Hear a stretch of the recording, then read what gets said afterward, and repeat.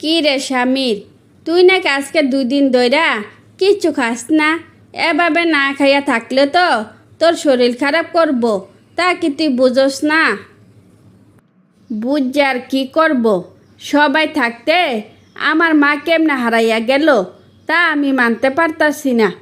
আমার মায়ের mentality problem জানা সত্ত্বেও সবাই কেন কেয়ার করলো না, আমার একবার বুঝাইয়া ক। দোস্ত, মাথা গরম করলে কোনো সমাধান পাইবি না। তোর মাকে তো তোরে খুঁজে বের করতে হইব।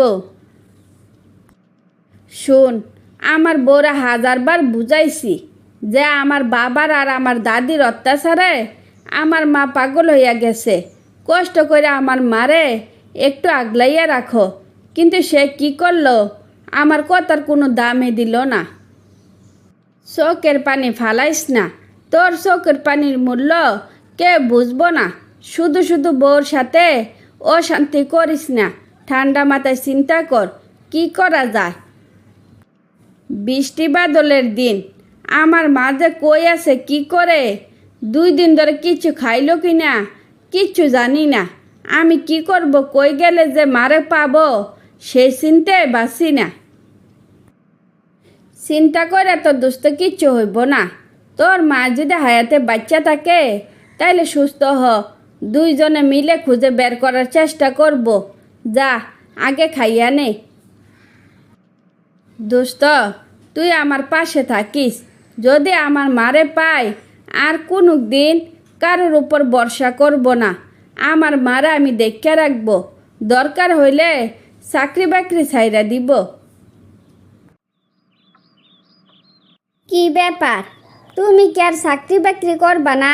তোমার চাকরিটা চলে গেলে আমরা খাবো কি? চাকরি চলে গেলে খাইবা কি, এই কথাটা এতদিনে বুঝছো কেন? যখন আমার মার দায়িত্ব তোমারে দিয়া গেছিলাম তখন মনে ছিল না? তুমি কি বুঝাইতাছ? আমি আমার দায়িত্ব পালন করি নাই? আমার মা পাগল ঠিকই, কিন্তু কোনো দিন আমার মা পাগলামি করে নাই যে তুমি সামলাইতে পারো নাই। আমি তোমারে ভালো করে চিনি, শুধু শুধু আমার অজুহাত দেখাইও না। শুধু শুধু আমারে মিথ্যা অপবাদ দিও না। আমি তোমার মারে কম কেয়ার করি নাই। এত পাহাড়ের মধ্যেও কখন তোমার মা চলে গেছে আমি হার পাই নাই। তুমি যে কতটা কেয়ার করছো আমি তা ভালো করে জানি। আমার আর 9 দিয়া বুঝাইতে হইব না। তুমি বেশি বাড়াবাড়ি করতেছ। এখন থেকে আমি তোমার মার ব্যাপারে কিচ্ছু জানি না। আমার আর একটা কথাও বলবা না। বউ, এত তেজ দেখাইও না। আমার মাকে এত টর্চার করা হয়েছে, কিন্তু আমার জন্য আমার মা এই সংসার ছাইরা যাইতে পারে নাই। আমার মায়ার পরে আমার মা শেষ পর্যন্ত পাগল হইয়া গেল। এখন আর কি করার আছে? আমি তো ইচ্ছা কইরা তারাইয়া দেই নাই। যারা আমি আগলাইয়া রাখতে পারলাম না, এ জীবন রাখতে আমার লাভ নাই। হয়তো শুনবা আমিও একদিন মার মতো বাড়ি ছেড়ে চলে গেছি। আমার অবহেলার কারণে তুমি নিজের কোনো ক্ষতি করো না। আমিও তোমার সাথে তোমার মারে খুঁজে বের করার চেষ্টা করব। তুমি আমারে একটাবার সুযোগ দাও। 2 দিন ধইরা না খাইয়া আসো, এবার খাইতে আসো। ঠিক আছে, যাও টেবিলে খাবার দাও, আমি আসতাছি। স্বামীর ভাই, ও স্বামীর ভাই, দেখা যাও কারে নিয়ে আইছি। ভাইজান, নিতাই যদি না থাকতো আপনার মারে কোনোদিনও খুঁজা পাইলেন নাইলে আপনার বউরে বললেন নিতাইয়ের কাছে মাপ চাইতো। বউ দেখলা, যারে তুমি অপমান অপদস্থ কইরা এ বাড়ি থেকে বের কইরা দিলা, সে আমার মারে খুঁজা আনছে। হাসি, তুই নিতাই রে নিয়ে আসতে পারলি না? আমি বলছিলাম আসার জন্য, কিন্তু আসলো না। আর শুনলাম যেদিন আপনার মা হারাইয়া গেছে সেদিন থেকে ওই খোঁজা শুরু করছে। নিতাই খুব অসুস্থ, পারলে ওরা এই বাড়িতে নিয়ে আসেন। হাসি, আমি মারে একলা রেখে কোনোখানে যাব না। তুই আমার বউরে নিয়ে যা, তোরা যেমনে পারস ওরে বুঝাইয়া নিয়ে আসবি। আমি মারে গোসল করাইয়া আগে ভাত খাওয়াইতেছি। কি ব্যাপার, ডাক্তার কি বলল তা তো আমার জানাইলা না। ডাক্তার আশ্বাস দিছে মা সুস্থ হওয়ার সম্ভাবনা আছে, তো আমাদেরকে বেশি বেশি কেয়ার করতে হবে, তাইলে যদি মা সুস্থ হয়। নিরাশ হইও না, যা করার দরকার আমরা তা করব। চেষ্টা করতে তো আমাদের কোনো অসুবিধা নাই। আমি সুখে দুঃখে তোমাদের পাশে থাকব।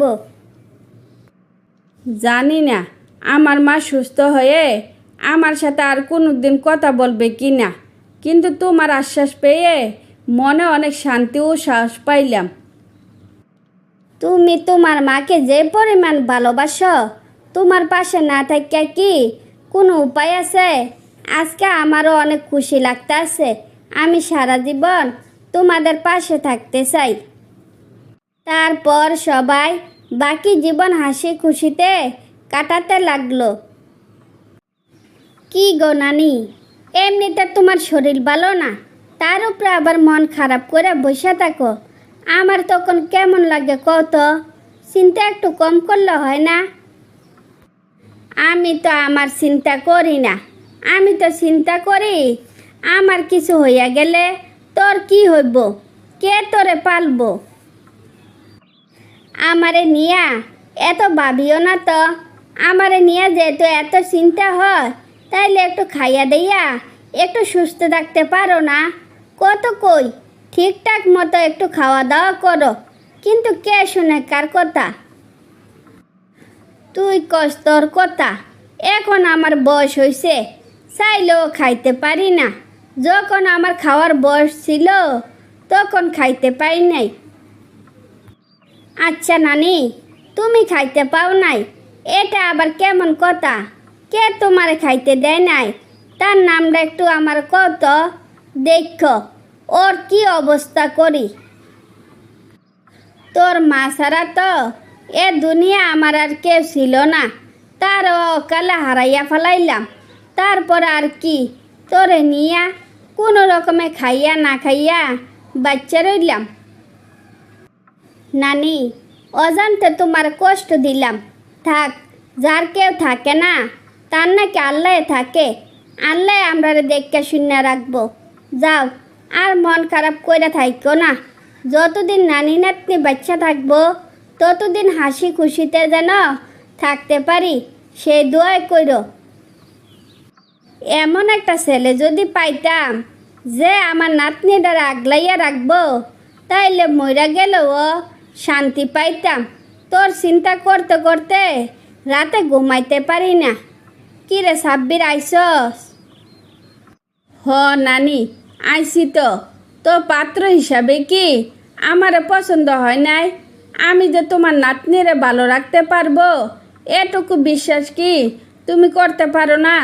নাকি আমি গরিব বলে আমার কাছে বিয়া দিবা না? তুই কি সত্যি সত্যি রানুরে পছন্দ করস?